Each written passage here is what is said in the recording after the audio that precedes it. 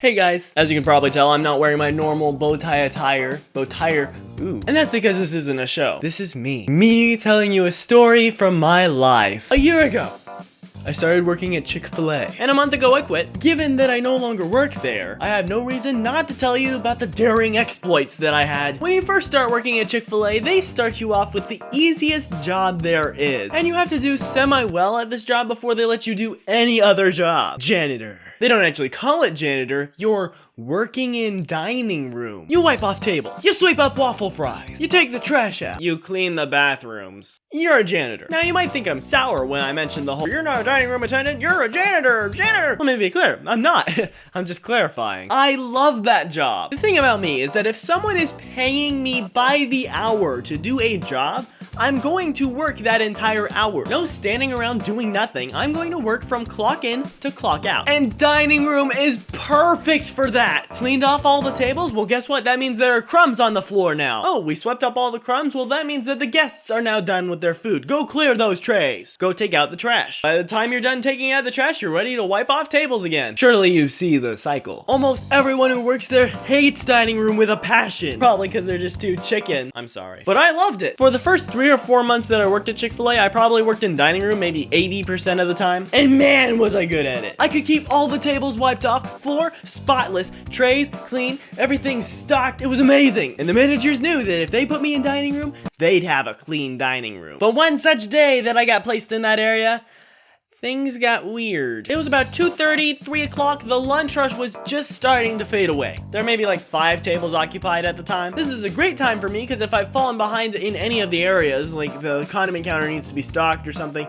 then I can catch up. So I was wiping off all the tables from the people who had just left, and I'm watching the 5 groups as I'm going through this. Because as soon as they're done eating, I'm gonna go over and politely ask to take their trays like a good Chick-fil-A employee. So there's these 2 tables pretty close to each other, okay? One table has 2 guys who look like they're either ready to go play basketball or drop a sick rap. You know, they got the basketball shirt and the tank top that shows off their thick muscles. And at the same time, they've got like those fake gold chains around their necks. The other table has 2 high school girls who are having a best friend forever chat. This is their afternoon on the town. So the guys finish their meal, and of course I'm wiping down tables, so I see as soon as they eat the last chicken nugget. And so I go over and I do what I always do. Instead of launching into exactly what I want immediately, hi, can I take your tray? I say, hello gentlemen, how was the meal today? Because that's what I always do. And one of them looks at me for a second and then he's like, oh, it was great. And so I move on. Good to hear. Can I get you a refill on your drink? And this guy, he does like a double take. This guy's either impressed or he doesn't know what I'm saying. He'd apparently never been to Chick-fil-A when I was working in dining room. So this guy, he's pretty impressed. He's like, oh yeah, take my drink. It's root beer. So I got his refill and then I return and ask, would you mind if I clear your tray for you, sir? Again,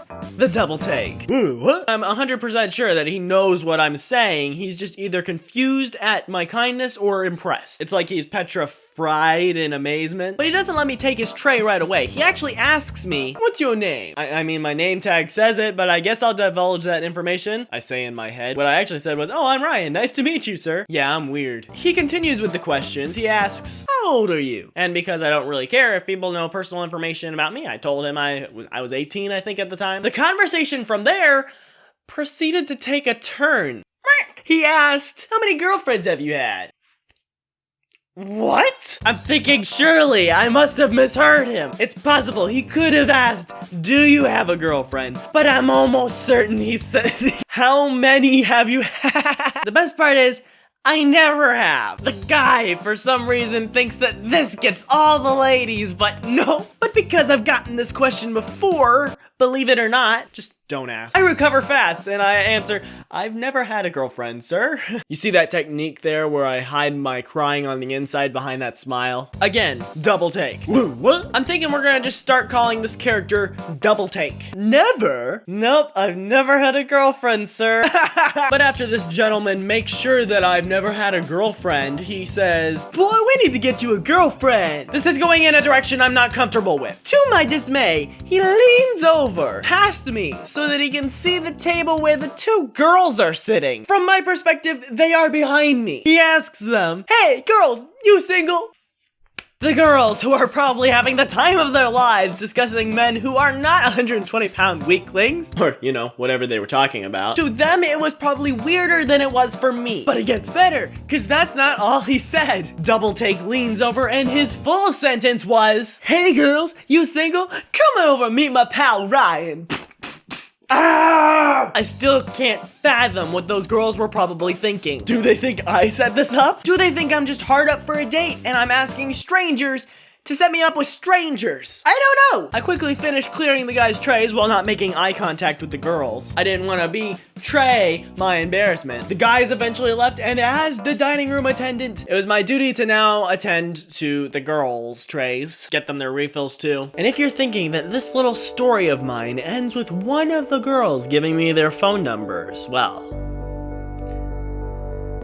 you're completely wrong, because that's not how reality works. It was just the awkwardest situation ever, and afterwards I never saw them again. But I'll tell you what I did get out of the situation. A good story. Hopefully you guys thought so too. And the moral of the story? If a stranger ever asks you how many girlfriends or boyfriends you've ever had, Run.